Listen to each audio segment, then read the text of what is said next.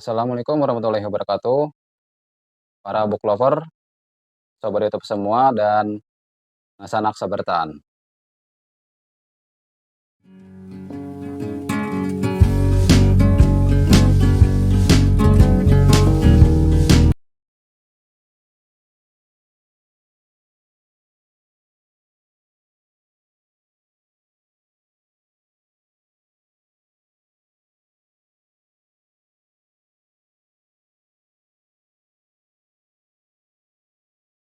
Di video ini, Om akan ngomongin sebuah buku yang sangat luar biasa sekali. Judul bukunya Ilusi Kekayaan. Nah, sobat semua, ini dia bukunya. Buku ini ditulis oleh Edi Susanto. Di buku ini, penulis mengupas tentang ilusi kekayaan yang sering disalahpahami oleh masyarakat pada umumnya dan tips-tips mengatasinya.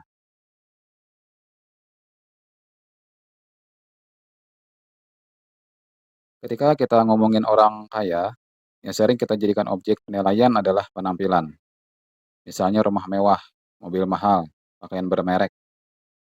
Padahal dalam kenyataannya, orang yang menghuni rumah mewah belum tentu orang kaya. Karena bisa jadi itu adalah rumah milik perusahaan atau instansi yang ditempatinya sebagai fasilitas kerja. Dan mobil mahal yang dikendarainya adalah mobil dinas. Orang yang penampilan luarnya tampak sederhana, kita tidak tahu berapa dikit angka saldo yang tercetak di buku rekeningnya, berapa luas tanah, dan jumlah properti yang bersertifikat atas namanya, berapa banyak cabang perusahaan, dan berbagai aset yang dimilikinya. Semuanya itu hanya si empunnya yang tahu. Hal yang menarik tentang perilaku orang terhadap kekayaan, orang yang nyata kaya, mereka cenderung menyembunyikan kekayaannya.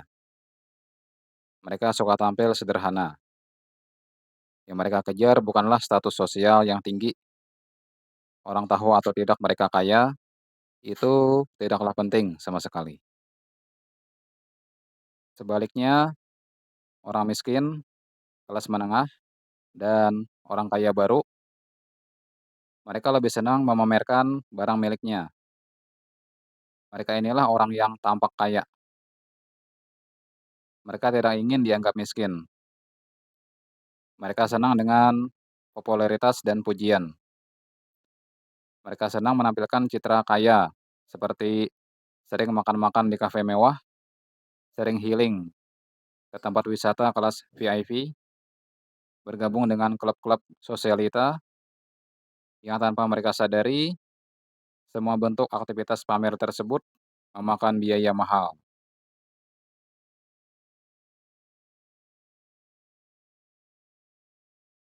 Ternyata selama ini kita selalu bergaya hidup serba wah dalam keseharian, yang padahal tidak sebanding dengan kemampuan finansial. Itu artinya kita berada dalam ilusi kekayaan, alias tampak kaya. Nah, sanak sebertaan, buku ini memberikan penjelasan tentang ilusi-ilusi kekayaan yang ada dalam kehidupan kita dan jalan keluar bagi yang sudah terjebak dalam ilusi-ilusi tersebut. Dan selanjutnya, penulis memberikan tip-tip terapi finansial yang mencegah kita agar tidak termasuk kembali dalam ilusi kekayaan.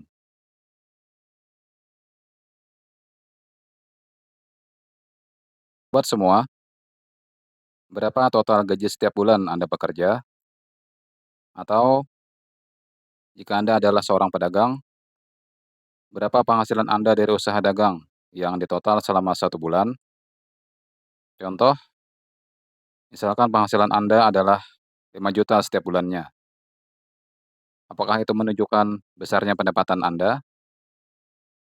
Jika Anda menjawabnya ya, itu artinya Anda telah terjebak dan terkena ilusi atau fatamorgana pendapatan. Anda telah salah mengartikan pendapatan. Dan jika ini terus berlanjut, Anda akan sulit menjadi orang kaya yang sesungguhnya. Pendapatan kita yang sebenarnya disebut sebagai pendapatan, itu adalah sisa pendapatan yang tidak dikonsumsi. Uang yang setiap hari Anda belanjakan untuk kebutuhan hidup dan gaya hidup, itu bukan pendapatan Anda. Uang itu menjadi pendapatan orang lain, bukan lagi pendapatan Anda. Dan pendapatan Anda yang real adalah sisa pendapatan yang tidak dikonsumsi atau pendapatan bersih. Berapapun besarnya gaji atau penghasilan Anda setiap bulan, jika uang yang Anda keluarkan untuk kebutuhan hidup dan gaya hidup juga besar, Anda akan sulit untuk menjadi orang kaya yang sesungguhnya. Karena orang yang memiliki sisa pendapatan yang besar adalah orang yang nyata kaya. Orang yang nyata kaya membangun kekayaannya dari sisa pendapatan yang diinvestasikan secara konsisten.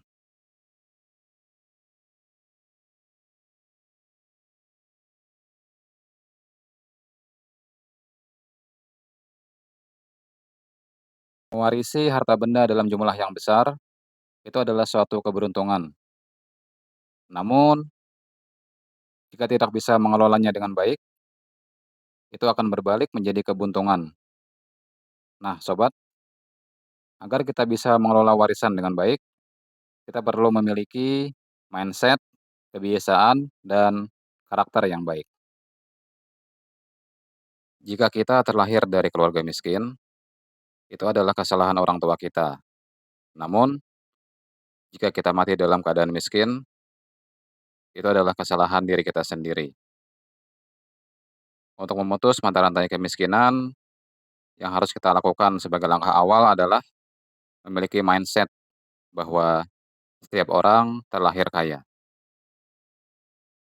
Mengapa setiap orang terlahir kaya? Sobat semua, setiap orang yang terlahir ke dunia ini sudah diberikan kekayaan yang sama oleh Tuhan dalam bentuk deposito rezeki yang harus dicairkan dengan jatuh tempo seumur hidup orang yang bersangkutan. Bagaimana mencairkannya? Jawabannya adalah dengan bekerja, berbisnis, menjadi profesional, atau berinvestasi. Kegagalan seorang dalam mencairkan deposito rezeki yang telah diberikan Tuhan, itulah yang menyebabkannya mati dalam keadaan miskin. Ada kebiasaan yang mengantarkan Anda pada kehidupan kaya raya. Namun, ada pula kebiasaan yang mengakibatkan Anda masuk dalam kehidupan miskin dan sengsara. Nasib Anda saat ini adalah buah dari kebiasaan Anda. Oleh karena itu, jika Anda saat ini memiliki kebiasaan yang menuntun Anda pada kemiskinan, segeralah hentikan kebiasaan itu dan mulailah membiasakan diri melakukan kebiasaan yang menjadikan Anda kaya raya dan berkelimpahan. Salah satu kebiasaan orang miskin secara emosional dalam hal hubungan pertemanan adalah hanya bergaul dengan orang-orang yang setingkat atau selevel status sosial dan pendapatannya. Sebaliknya, kebiasaan emosional orang kaya dalam hal pergaulan adalah mereka berani bergaul dengan orang-orang yang level sosial dan finansialnya lebih tinggi. Karakter adalah gabungan dari pola pikir dan kebiasaan sehari-hari. Kebiasaan kita dalam menghasilkan dan menggunakan uang akan menjelma menjadi kemampuan finansial yang menjadikan kita hidup kaya atau miskin. Ketika seseorang sudah berkomitmen untuk menjadi orang kaya, maka dia mempunyai 99% peluang untuk hidup kaya raya. Sebab dia telah mengikat dirinya untuk beraksi dalam suka maupun duka, untuk berjuang dan berkorban dalam menciptakan kekayaan. Sebaliknya, orang yang hanya menginginkan dan menghayalkan menjadi kaya hanya memiliki peluang 1% menjadi orang kaya. Orang yang seperti ini, mereka menghayal akan mendapatkan harta karun, menang lotre, mendapat warisan. Nah, itulah peluang yang 1% itu. Dan mereka yang hanya menghayalkan menjadi orang kaya adalah calon orang miskin.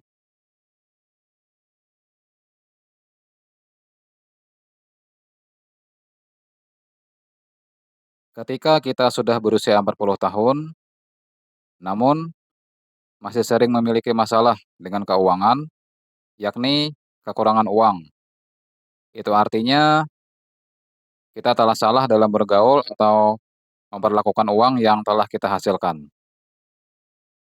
Seni bergaul dengan uang adalah mengenali sifat dan perilaku atau kebiasaan uang. Saat kita menguasai seni bergaul dengan uang, maka uang pun akan membantu kita ketika mengalami kesulitan.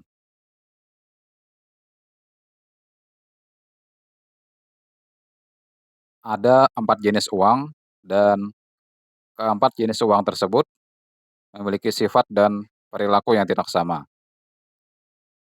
Mengenali dengan baik sifat dan perilaku mereka akan menjadikan kita mampu bergaul dengan mereka. Uang yang dikonsumsi adalah uang yang kita pakai, misalnya untuk belanja dan jalan-jalan. Jika ia telah pergi, ia tidak akan kembali. Ia akan habis berapapun banyaknya. Uang yang ditabung, dia tidak suka kemana-mana. Dia lebih suka mendekam di rumahnya, yaitu di bank. Uang yang ditabung akan berkurang nilainya dimakan inflasi. Uang yang diinvestasikan, jika ia pergi, ia akan kembali bersama teman-temannya sesama uang. Ia akan semakin bertambah. Uang yang disedekahkan akan kembali membawa keberuntungan. Dia mengundang berkah. Nah, itulah sifat dan perilaku 4 jenis uang. Kita sudah mengetahui sifat dan perilakunya. Setelah ini, pastikan kita mampu memposisikan keempat teman uang kita pada posisi yang tepat, seperti yang dilakukan oleh orang-orang kaya, yaitu uang yang digunakan untuk sedekah komposisinya 5%, uang untuk investasi komposisinya 15%, uang untuk ditabung komposisinya 10%, dan uang untuk dikonsumsi komposisinya 70%.